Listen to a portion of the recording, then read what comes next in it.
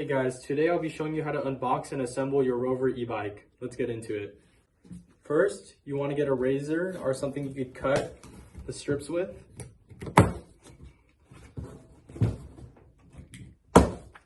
Then after, you just want to lift it up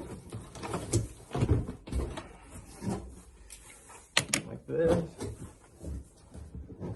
And then after, I would recommend taking out all the boxes. There's going to be tools in here and pedals as well. This is what your bike should look like out of the box. What you're going to want to do is cut all the zip ties and take off all the cardboard, and then we'll get to assembling.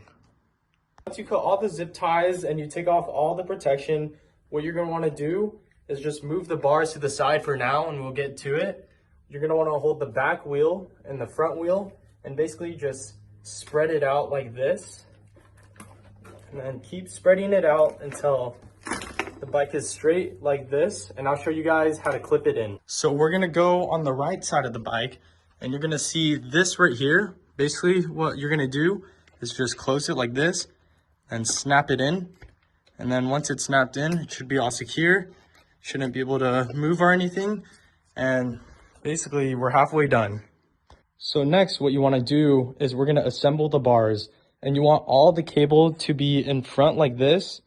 And then while it's still folded, you basically want to insert the bars into this right here.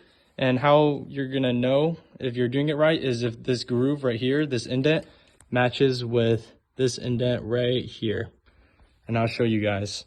So basically just like this, there's the indent, and then we can see the groove up there.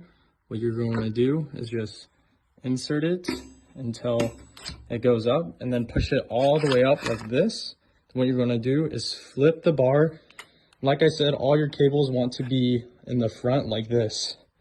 Then after, we're going to have the same mechanism right here. It's just going to be the same thing. What you're going to do is push, then you should hear that click. Once you hear that click, then the bar is in.